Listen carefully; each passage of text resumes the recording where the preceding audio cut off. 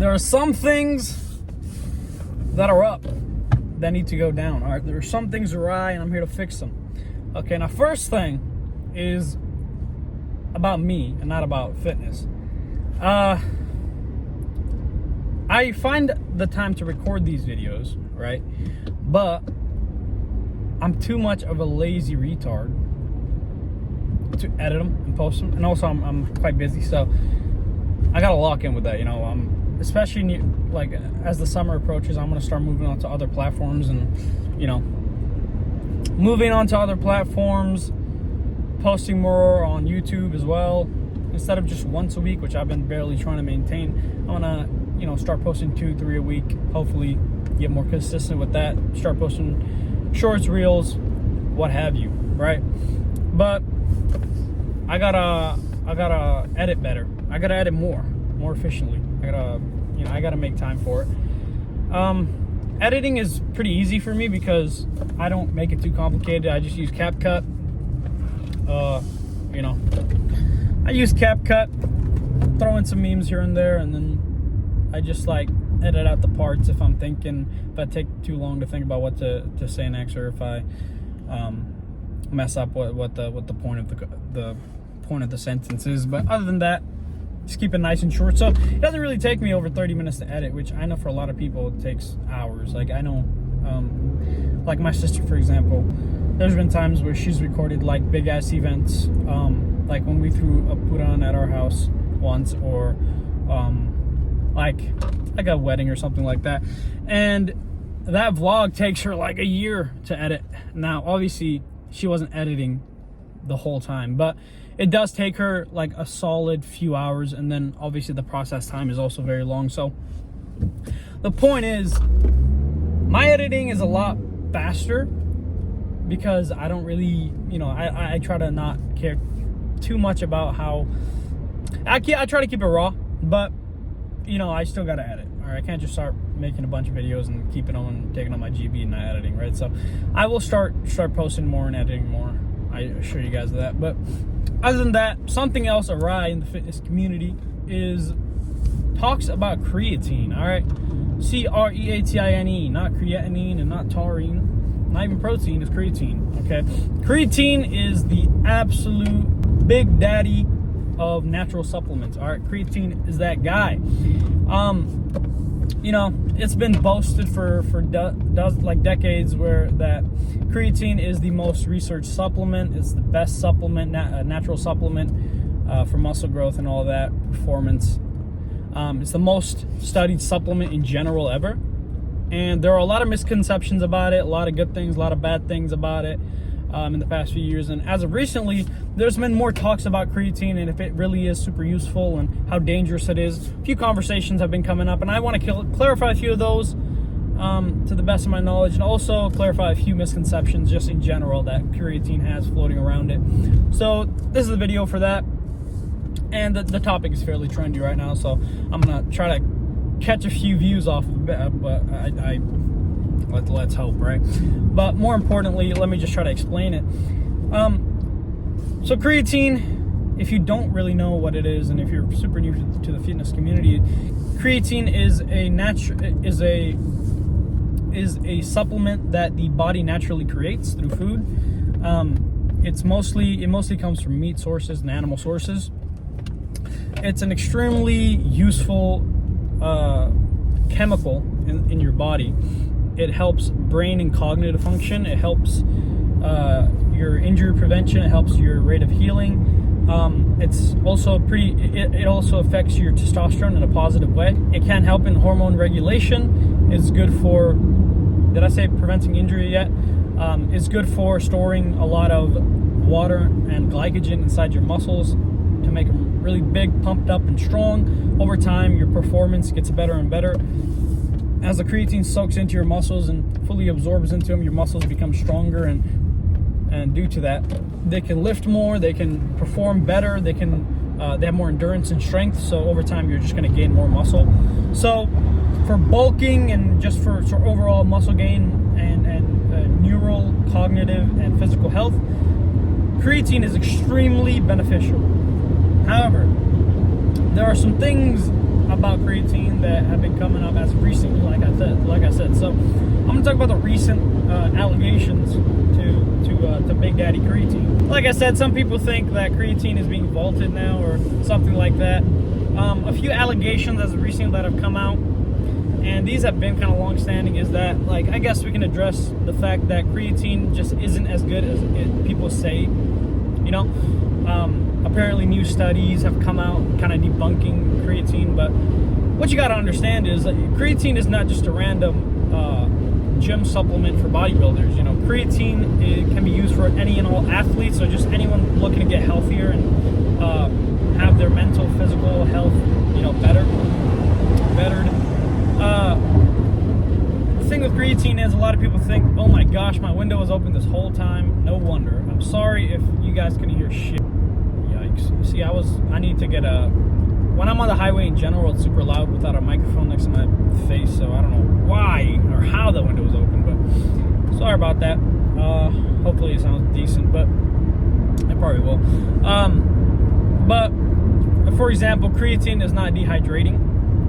Some people think creatine is dehydrating. It dehydrates your body somehow. That's a load of fucking bullshit, horse baloney. All right, like, think of it like this: when you go to the gym, the water you've drank through the day and the electrolytes have carried that water into your muscles. All right, so let's say your biceps, for example. Your biceps are going to be slightly more full of glycogen and water. When you work out, you're going to get pumped as hell because all that glycogen and water, you're going to use up all that glycogen. The water and blood is going to get, you know, pumped up. And then as soon as you're done, when the pump dissipates, you're going to be left with little water and little glycogen in that muscle. Okay, it needs to rebuild, it needs to resaturate. How you build up glycogen is by carbohydrates, and how you rebuild up that water is obviously by liquid water.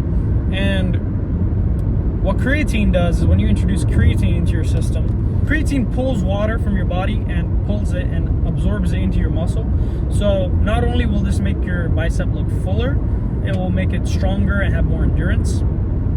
But it does require more water because, let's say you drink how much you're usually drinking, you will probably be fine. Like, you will obviously most likely be fine. Like, it's not something to worry about dehydration. But you now have an incentive to drink more water. So if you're drinking like 3/4 of a gallon or something like that before a day, or half a gallon, now you have an incentive to drink 1 gallon because you know, oh, if I drink a good bit more water, the creatine will be able to make better use of that, and water will almost become like a super nutrient that the creatine will use to fuel your muscles. Now you have an incentive to drink a shit ton more water, which is a good thing. And creatine can use that water in a good way for your body. And also, water in general is good for your health and your skin health and your organs and dehydration. So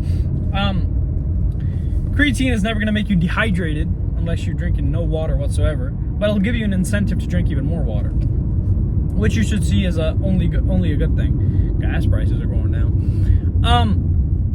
The next myth that people have about creatine is that you need to load it. Now, there is some sort of truth to this. What people say is, instead of taking 5 grams, which is 1 scoop, 5 grams a day, they say take 20 grams a day so that you can load up creatine faster. Because how creatine works is, it's not like protein. When you consume protein, it doesn't get used somewhat immediately in the same day. What happens is a slow buildup of creatine that in your system and in your muscles, and once the creatine fully builds up and saturates into your muscles in your body, then the full effects will happen. So usually 5 grams is the normal, and then when you load, they say 20 grams. So you would expect the progress to be 4 times as faster because you're using 4 times more product, and it ain't exactly super cheap, but it's fairly cheap, $20 or $30 nowadays. When I started buying, it was about $15-$20, but the creatine inflation has been getting a little higher, just in general, but it's fairly cheap compared to other supplements out there, even cheaper than protein powder. But still, you don't want to waste if you don't need to, but it is a waste because 5 grams of creatine, let's say you do 20 grams a day, right? You load up. It'll take you about 4 to 5 days to get fully loaded up, and then you can do 5 grams a day for the rest of your life. And if you do 5 grams a day, it'll take you about 7 to 10 days. So about 2 times the progress for 4 times the material. So it's kind of, I imagine, to be some sort of marketing play to, you know, some sort of industry scam where they're trying to make you, you know, buy more of their products by using more. It's not really necessary. For the first day, if you want to do a few scoops, like 4 scoops on the first day you ever get it, just to maybe load up a little faster, and then do 5 grams from there, 1 scoop from there, that'd be fine. You wouldn't be you wouldn't be affected in a negative way at all when you do that. So don't load it. It's kind of just a waste. Next up, you can add creatine to anything. You don't need to, you know, make it water. It doesn't matter. Also, just because you don't take it one day doesn't mean, you know, it's fully unsaturated out of your muscles, or you're going to lose all your gains. You're still going to keep your gains. It's not like steroids, but it is the closest thing to steroids naturally, without affecting you in a negative way. The next myth is that creatine will fucking make your hair fall out. All right, so this is the kind of the scary myth for guys, I guess, and girls, but hair is kind of one of those things that we hold dear in our hearts, and, you know, seeing it go is pretty devastating, but when you're old, but imagine when you're 18, right? So obviously creatine does not cause hair loss, no matter how many times you've heard it. And I've heard countless people say they've never done creatine just because it's gonna fucking make their hair fall out.